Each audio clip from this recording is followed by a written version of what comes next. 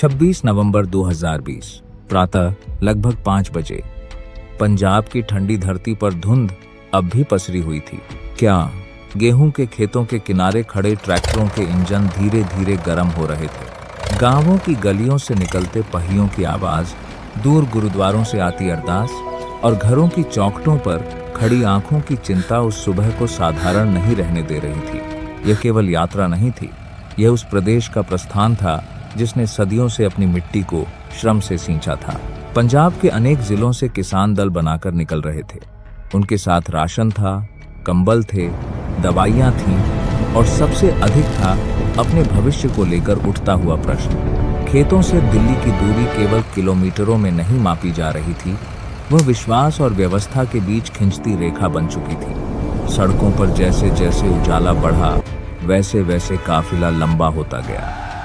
Tractor ट्रॉलियों पर बुजुर्ग बैठे थे, युवाओं की आंखों में जोश था, महिलाओं के चेहरों पर अडिग शांति थी। कहीं तिरंगे लहरा रहे थे, कहीं धार्मिक ध्वज हवा से टकरा रहे थे। अमृतसर, लुधियाना, मोगा, बरनाला, बठिंडा, मानसा और संगरूर से उठे समूह एक विशाल धारा में बदलते जा रहे थे।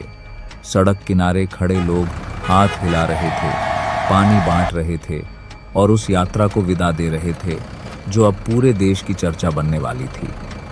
किसी को यह अनुमान नहीं था कि आने वाले महीनों में यही मार्ग भारत की राजनीति, अर्थव्यवस्था और जनमत का केंद्र बन जाएगा। हरियाणा की सीमाओं के निकट पहुंचते पहुंचते दृश्य बदल गया।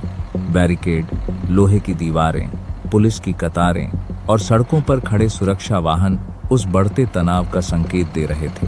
सामने व्यवस्था थी, पीछे हजारों पहियों का संकल्प। जब पहला ट्रैक्टर रुका तब कुछ क्षणों के लिए समय जैसे थम गया। फिर धक्का, धुआं, नारों की गूंज, पानी की बौछारें और आगे बढ़ते कदमों ने वातावरण को भारी कर दिया। ठंडी हवा में पानी की धार जब चेहरों से टकराई तब पीछे खड़े लोगों ने आगे वालों को कंबल थमाए। कुछ लोग गिरे, कुछ उठे, कुछ ने दूसरों को उठाया। यह केवल टकराव नहीं था, यह दो दृष्टिकोणों की मुठभेड़ बन चुका था। दिन बीतते गए और दिल्ली की सीमाएं अस्थायी नगरों में बदलने लगी। सिंघू, टिकरी और गाजीपुर जैसे नाम समाचारों के केंद्र में आ गए। ट्रॉलियां कमरों में बदल गईं, तिरपाल छत बन गए और सड़कों पर रसोई जल उठी।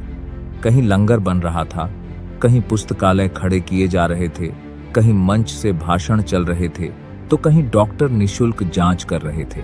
सर्द रातों में जलते अलावों के चारों ओर बैठे लोग केवल आंदोलनकारी नहीं थे, वे अपने जीवन के अनुभव, पीड़ा और उम्मीदें बांट रहे थे। दिल्ली की ओर जाती सड़क अब एक जीवित दस्तावेज बन चुकी थी। देश भर की नजरें इन सीमाओं पर टिक गईं। टीवी कैमरे हर दिन नए दृश्य दिखा रहे थे। कहीं ट्रैक्टरों की लंबी पंक्तियां थीं, कहीं युवाओं के गीत, कहीं बुजुर्गों की थकी आंखें, कहीं महिलाओं की दृढ़ उपस्थिति। सोशल मीडिया पर समर्थन और विरोध की लहरें साथ साथ चल रही थीं। एक पक्ष इसे अधिकारों की लड़ाई बता रहा था, दूसरा इसे सुधारों के विरुद्ध प्रतिरोध कह रहा था। पर सीमाओं पर बैठे लोगों के लिए बहसों से अधिक वास्तविक था ठंड, प्रतीक्षा और अनिश्चित भविष्य।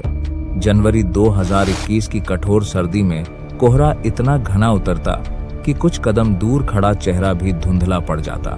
फिर भी सुबह होते ही चाय के बड़े भगोने चढ़ते, रोटियां सिकती, दवाइयां बांटी जाती और मंच से दिन की घोषणाएं होती। कई परिवार महीनों से घर से दूर थे, खेत पीछे छूट चुके थे, पर संघर्ष सामने बैठा था। अनेक बुजुर्गों ने वहीं बीमारी झेली, कईयों ने वहीं अंतिम सांस ली। हर ऐसी खबर के साथ भीड़ में कुछ क्षण का मौन उतरता, फिर वही दिनचर्या लौट आती, मानो आंदोलन ने दुख को भी अनुशासन में बदल दिया हो। सरकार और प्रतिनिधियों के बीच कई दौर की वार्ताएं हुईं। लंबी मेजें, दस्तावेजों के ढेर, बंद कमरों के भीतर चलती चर्चाएं, बाहर प्रतीक्षा करती निगाहें। हर बैठक के बाद उम्मीद उठती और फिर अधर में लटक जाती। कोई अंतिम समाधान सामने नहीं आ रहा था। उधर सीमाओं पर समय अपनी कीमत वसूल रहा था। मौसम बदलने लगे, पर धरना बना रहा। गर्मी आई, बारिश आई, फिर ठंड लौटी। सड़क पर बना वह संसार देश को याद दिला रहा था कि लोकतंत्र केवल संसद में नहीं, जनता की दृढ़ता में भी सांस लेता है। 19 नवंबर 2021 प्रातः का समय, जब राष्ट्र को संबोधन सुनाया गया, तब अनेक स्थानों पर लोग शांत चेहरों से स्क्रीन देख रहे थे। कुछ ही क्षणों बाद खबर फैल गई कि विवादित कृषि कानून वापस लिए जाएंगे। सीमाओं पर बैठे चेहरों पर राहत, अविश्वास और थकान एक साथ दिखाई दी। कई लोगों ने आसमान की ओर देखा, कई मौन रहे, कई रो पड़े। यह विजय केवल नारे की नहीं थी, यह प्रतीक्षा की विजय थी। पर इसके पीछे छूटे महीनों, टूटे स्वास्थ्य, खोई जानों और बिखरे परिवारों का हिसाब किसी घोषणा में दर्ज नहीं था। जब काफिले वापस पंजाब लौटे, तब वही सड़कें फिर भरी, पर इस बार स्वर अलग था। लौटते पहियों में संतोष था, पर भीतर कहीं थकान भी थी। गांवों में स्वागत हुआ, ढोल बजे, फूल बरसे, पर अनेक घर ऐसे भी थे जहां कोई लौटकर नहीं आया। खेत फिर जोते गए, तुएं फिर बदलीं, जीवन आगे बढ़ा। लेकिन भारत की स्मृति में वह दृश्य स्थायी हो गया जब पंजाब से उठा एक काफिला राजधानी तक पहुंचा और महीनों तक उसे रोककर खड़ा रहा। इतिहास कभी कभी बंद कमरों में नहीं, खुले राजमार्गों पर लिखा जाता है।